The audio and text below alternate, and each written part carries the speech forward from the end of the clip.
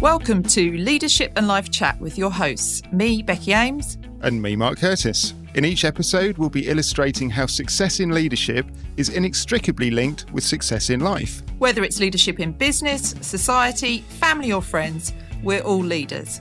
Using our experiences and a range of expert guests, we'll share secrets to boosting your health, wealth and self. So let's get on with the show. Becky, I don't know about you, but the one thing that I seem to be suffering from is lack of time. Oh, it's the absolute classic, isn't it? Everyone says the same thing. I think so, yeah. And my team seem to be telling me they're suffering from a lack of time. And as I will say to them, it's not a lack of time, it's just how you use your time, you know, because I love trotting that one out to them and they roll their eyes. But do you know what? I've actually done something about this. I've listened to a book and I'd like to explore that book today, Becky, as part of our podcast, because I think there's massive value for the listeners on this.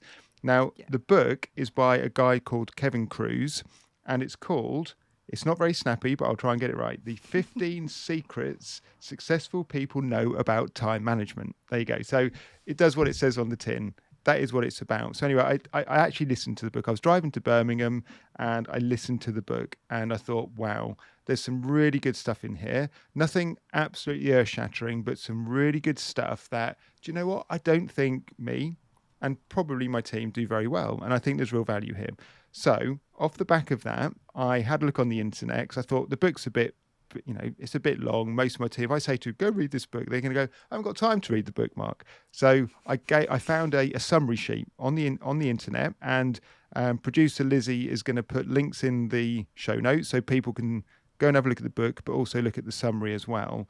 And this summary sheet had the 15 secrets mapped out on it. So had an amazing away day with the team where we worked through it and we've got some real action points and people are going, do you know what? This was life-changing. People have actually said to me, this is life-changing for my work life and how I manage my time. And I know we talked about this book as well and you've done some bits with your team.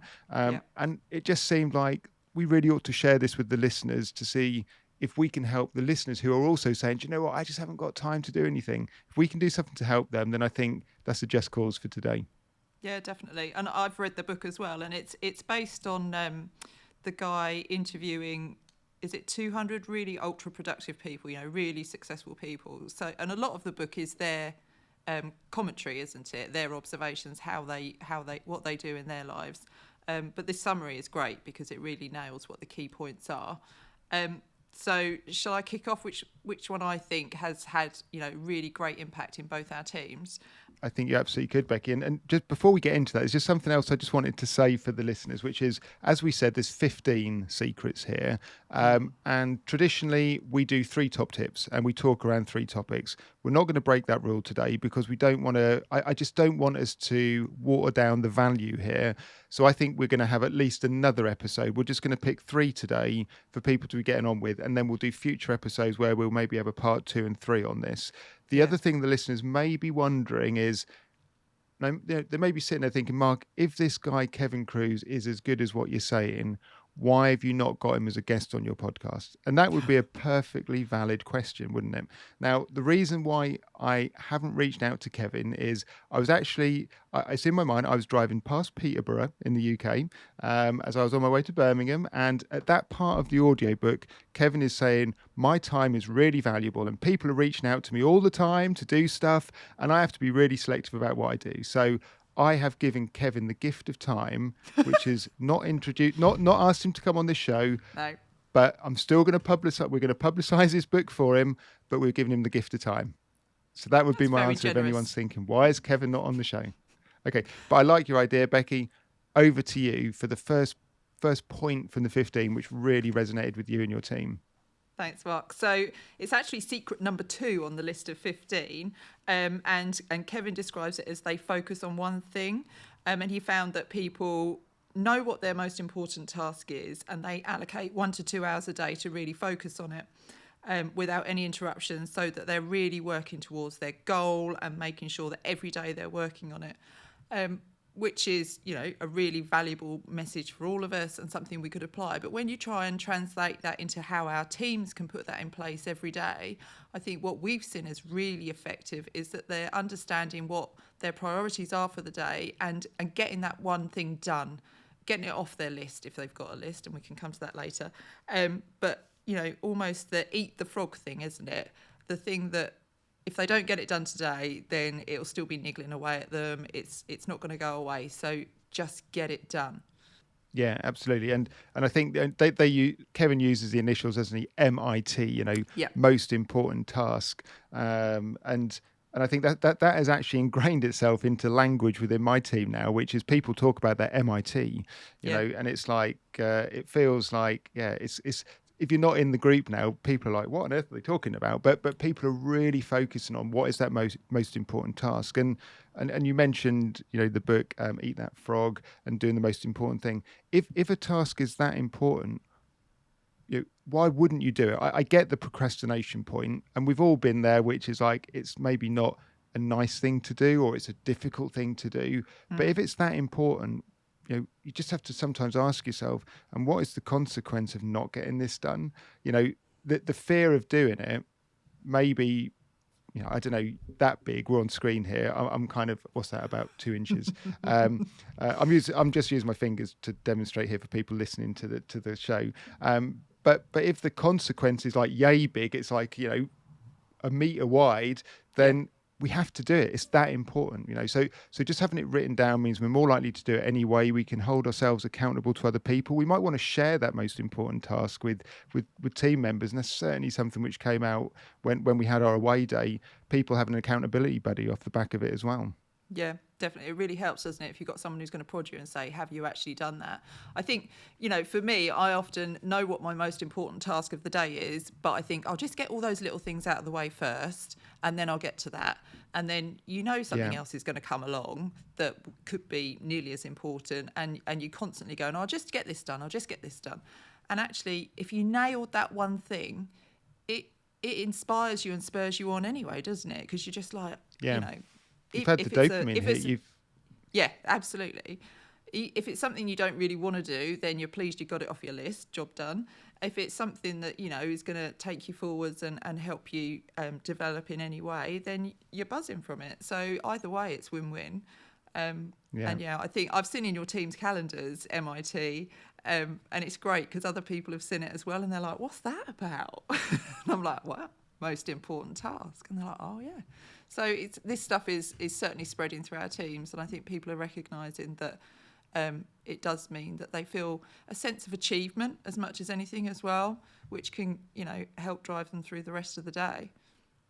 Yeah, and you know, and let's be honest, we don't always do it, do we? It's a good discipline to get into, but if you're not careful, if you don't have this level of focus, you know, and maybe I'm just describing myself here, so perhaps I'm going to hold myself out on a limb. You know, it's like, well, I do know what it is, but I haven't written it down, and you know, I will get around to it because I've really got to do it. But before I do that, I'll just clear my emails to start with, and we'll talk about emails in another episode, I think, off the back of this. But you know, I'll clear my emails. Yeah, that was nice, cool. Got my emails cleared. 53 of them were just junk emails anyway, but I still feel good about it. And actually, now I've done that, I think I'll go make myself a cuppa. So I'll go and have a cup of tea.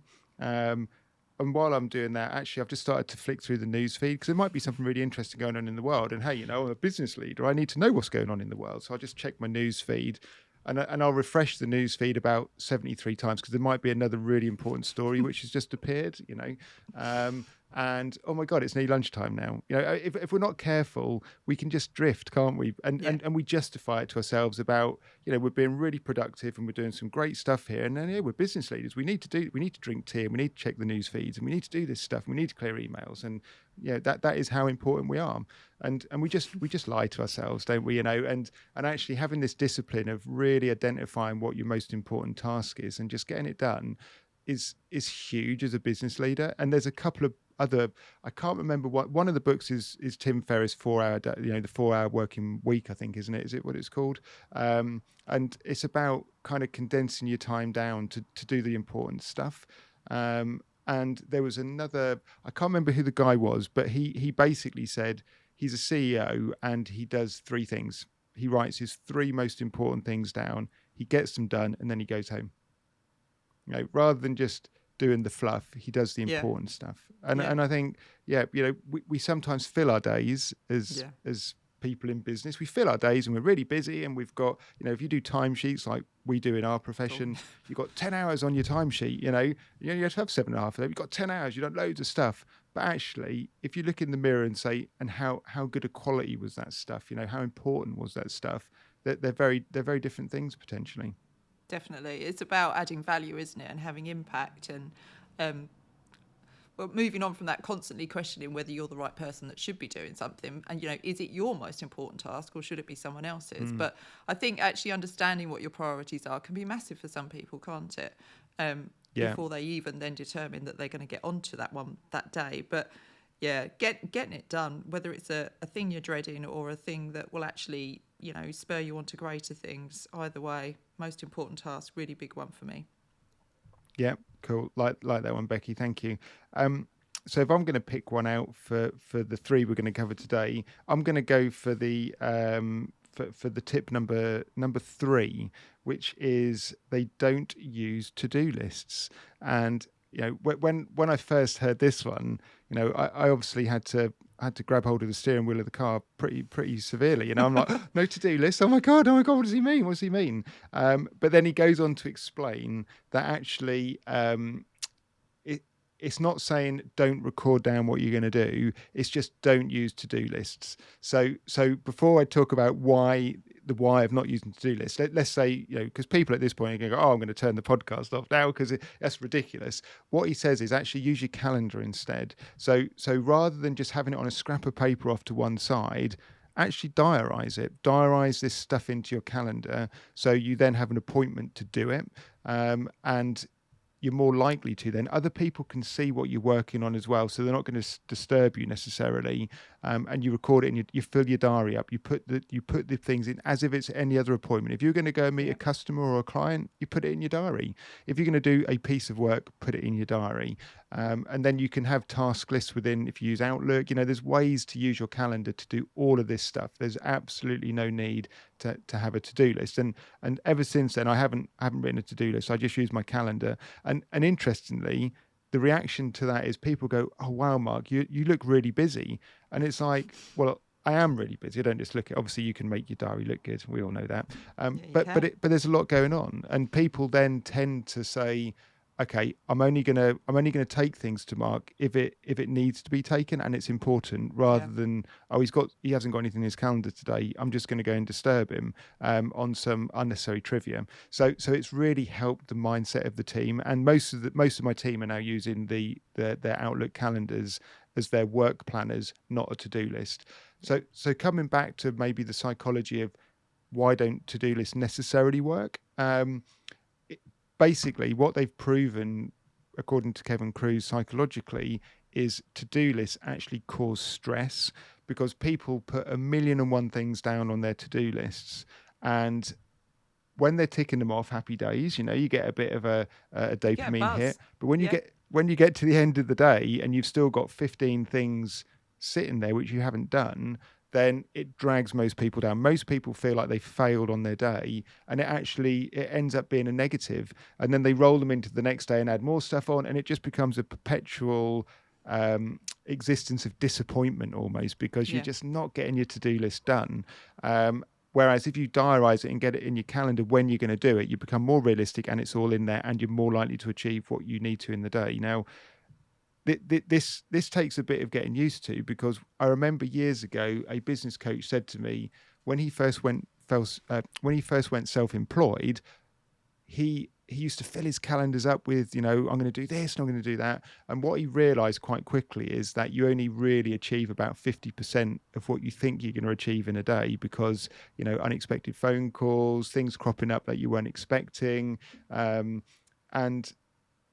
building that into your calendar, I've found is really important for me. So I build in quite a lot of keep free space, which people can then say, can I use that time? But it allows me to overrun when this other stuff, the unexpected, comes up, which happens every day in our life. Things come up which have to be done that day, and you have to be flexible and adaptive as well. So it's not about ramming my calendar with back to back. I've got to do this client meeting, this. It's about putting some fire breaks in as well for the unexpected. Yeah, definitely. And I think Kevin says in his book, doesn't he, that if you have a to-do list, then only 41% of items ever get done. So that's why it leads to this massive stress, because we're just carrying stuff forward and carrying it forward. And actually, I often find that I write things on a to-do list simply so I can cross them off to give myself that hit. And it's like, that's just, it's ridiculous. Why do we do that to ourselves? It's a bizarre thing, a to-do list. Often you carry them forward so long that things are not relevant anymore either. If you'd got them done at the time, great, but they cease to be relevant. So I'm with you, definitely scheduling time in your calendar, actually making them happen, and making it visible to people that you have got stuff. We all do it, don't we? We look at a calendar and we go, oh, they've got nothing on today, and we make assumptions about, well, they're not very busy.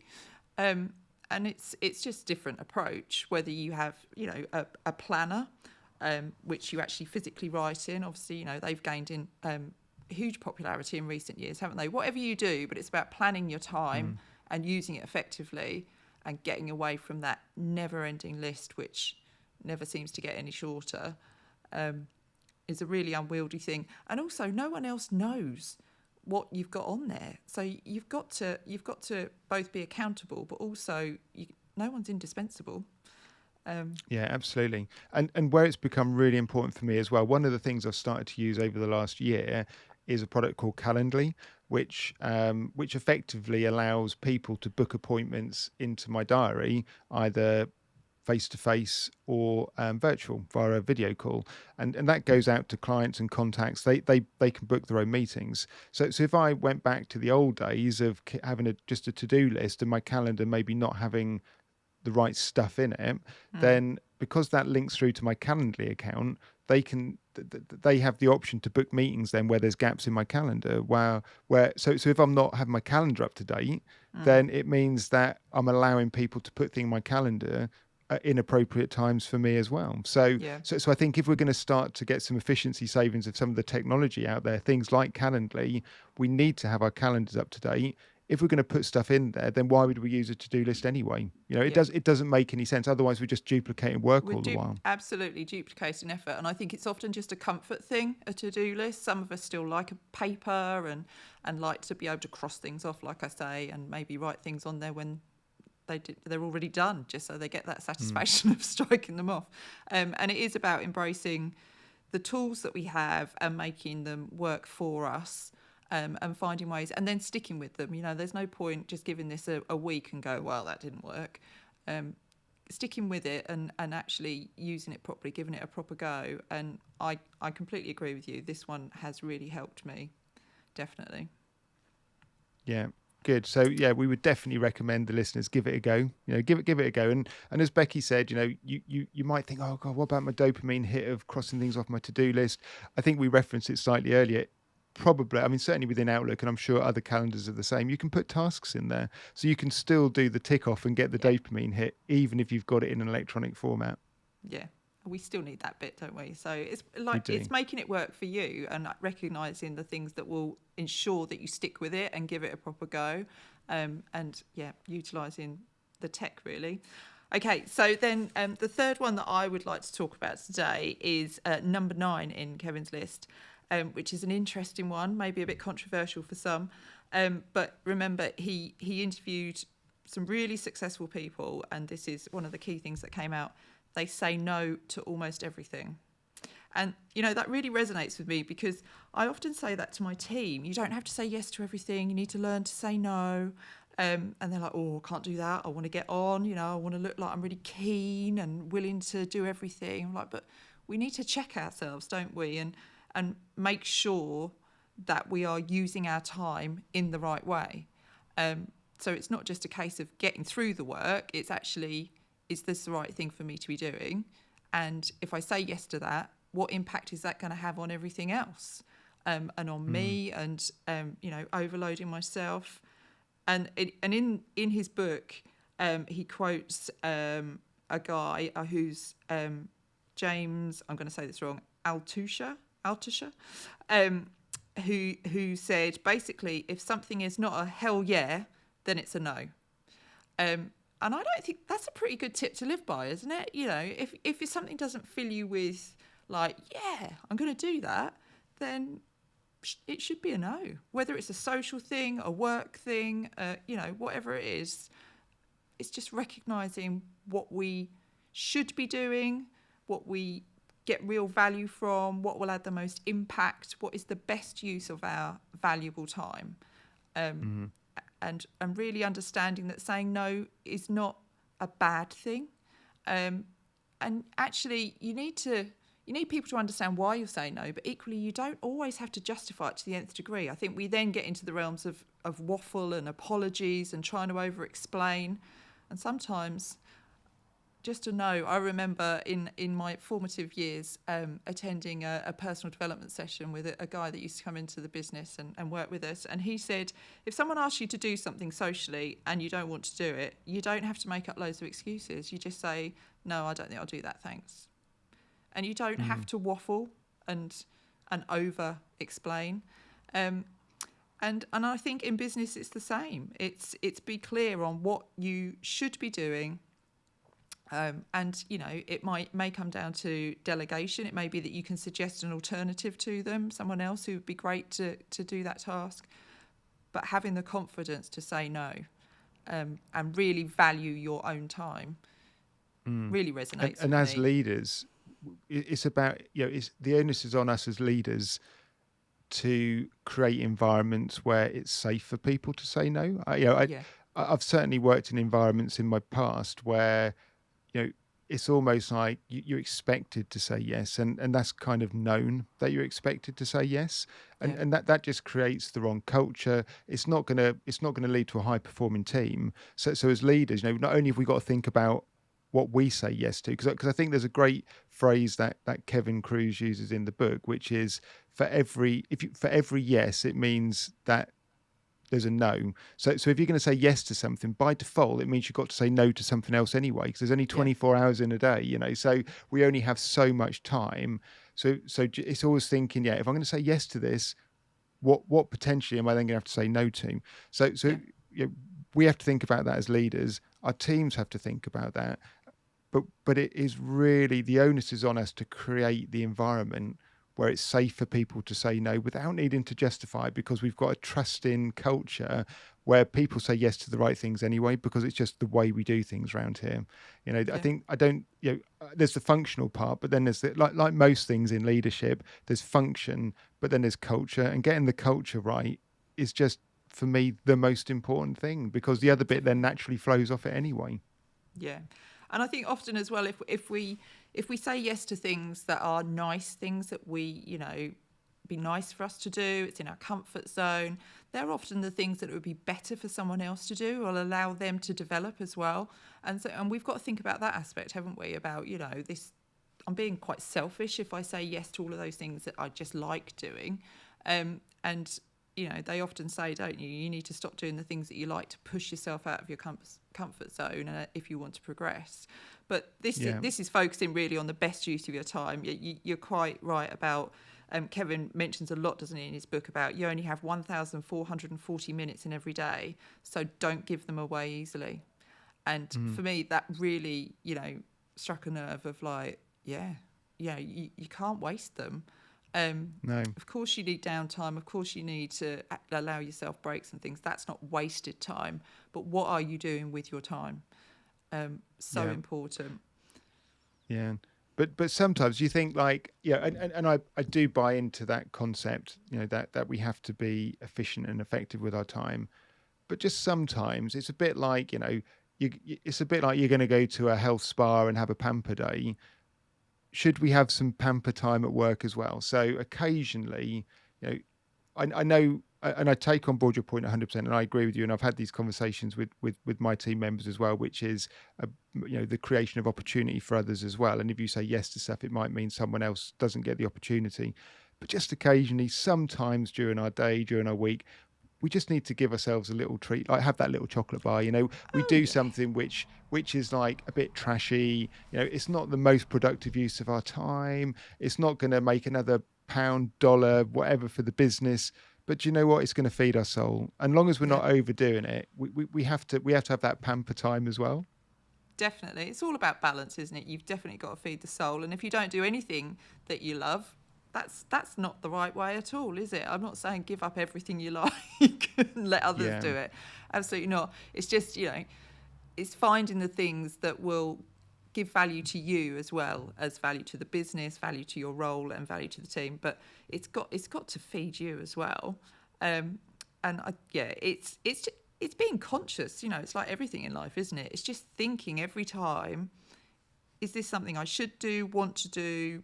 Really, is this for me or is it for someone else? And I can say no, and that's really empowering. And a couple of examples this week. I've had a couple of client meetings this week with clients who I really like. They're really great people. I enjoy their company. We have stimulating conversations. It's good fun to spend some time with them. And both of those meetings went on way longer than was productively necessary. And yes, you could, you could argue, well, do you know what? It's relationship building as well. But it wasn't as sterile as that. It wasn't. I didn't do it just to build a relationship. These two clients, we probably spent a good hour or so longer in the meetings than were necessary, but we were talking about all sorts of interesting stuff. And you know what I'm like, Becky. It doesn't take much to get me off on a topic, and like wide-ranging topics, loads of different views, things which you wouldn't normally expect to discuss with a client, but it was really interesting conversations, and we had different viewpoints, but it wasn't like a debate. It was not I've got to try and win this discussion. It was very much just it was like being up the pub with your mate, having a pint and having a chat. And that so you could argue unproductive. Okay, yes, it could be that there was some like BD time, practice development time, but it wasn't about that. It just fed my soul, and I felt completely energized coming out of those two meetings. And I probably was more productive for the rest of the day because I left on such a high. I felt fantastic. Exactly. And I think it is about finding those things. The reason you enjoyed that so much, and I'm very similar in client meetings, any discussions with people, it's because we're interested, and it's interesting, isn't it? And it's that stuff that does feed us, and then the stuff that's not quite so interesting gets us through those bits. And like you say, it makes you productive for the rest of the day. Exactly the same. I had a great client meeting yesterday. Really lovely people. Really enjoy spending time with them. And for people listening to us speaking, and fundamentally we're accountants and business advisors, I don't know, that might be an alien concept to them, but enjoying that as much is really important to me. And if it overruns, as long as it's not taking over from something else where I'm supposed to be with another client, then that's great. It's feeding me. It's giving me a sense of what I want to be doing, and it's really important. So say no, but think about. Basically, it's about thinking first, isn't it? Don't just say yes. Sometimes it's yes, sometimes it's no, and empower your teams to say no. Definitely, massive one. You can still progress, be successful. You don't have to say yes to everything. In fact, if you say yes to everything, you can allow people to take advantage, to walk all over you, to dump stuff on you that you shouldn't be doing. So it is about assessing, is this what I should be doing? And how am I coming across to others if I always say yes? Flip it the other way. So here's an interesting question, which I don't expect you to answer, but I pose it out there because one of the other points, which we're not going to cover today, but we will probably cover in a future show, is about the value of meetings. So I just leave that hanging there. Okay. So, and coming back to the spirit of number 9, which is they say no to almost everything. When we get the invite, Becky, to the next Larkingowan Partners meeting, are we going to say yes or are we going to say no? I don't think we should answer that one live on air. No, that's a tricky one. But if we take out the partner aspect of that and what our role requires of us, yeah, I think that the should I attend a meeting that I'm invited to is a fascinating topic, which we could absolutely talk about for a long time. Yeah. And I think we will cover that on the next episode Yeah. of this productivity one, because that is one of Kevin's points as well. But so we won't ruin that surprise Don't for the spoil that listeners. one. Absolutely, yeah. Well, I think that brings us to the 3 points. We've talked around it well. We've shared some of our experiences with this stuff as well, and I hope the listeners have got some real value. So just as a recap and to remind everyone, this was all about the 15 productivity hacks, effectively, which came out from the Kevin Kruse book, and we picked 3 today, which was productivity hack number 2, which is they set daily priorities and their MIT, their most important task. Have that every day and get it done. And we talked around how our teams have embraced it, how we use sort of accountability partners to help people become accountable to themselves for the delivery. We then went on to look at number 3, which is they don't use to-do lists. And once we dispelled this thing of the fear of, oh my word, I've got to get rid of my to-do list, it's actually about using your calendar to have it more task focused in your calendar, as opposed to just a scrap of paper with things written on, and potentially the negative psychological impact of not getting through your list. And I think, Becky, you said in the book, only 41% on average of things get crossed off the average to-do list. I mean, how demoralizing is that? So just have a think about that point. How could you use that for your benefit, for not only productivity, but also for your sanity as well? And the third point was number 9, Becky, which you covered, which is they say no to almost anything. Almost everything, sorry, not anything, everything.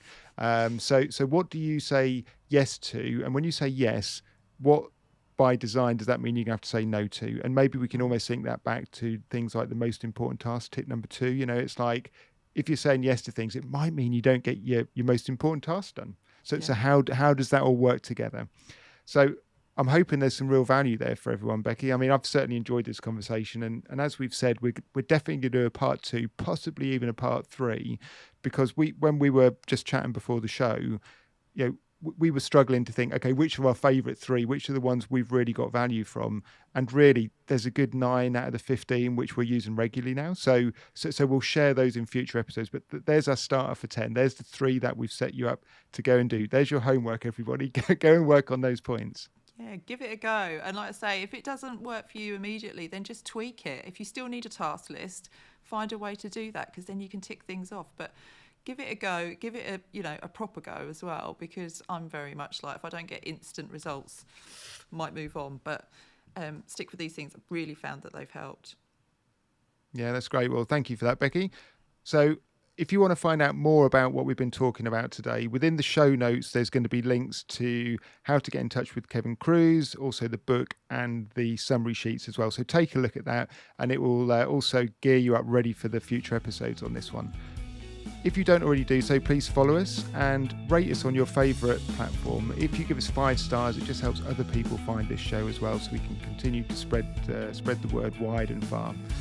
And finally, a massive thank you to our sponsors, Lark & Gowan. Without Lark & Gowan, this show wouldn't be possible. So follow the link in the show notes, have a look at how their team of experts can help you and your business. So that just leaves us to say, everybody, have a great week. Be kind to yourself and boost your health, wealth and self.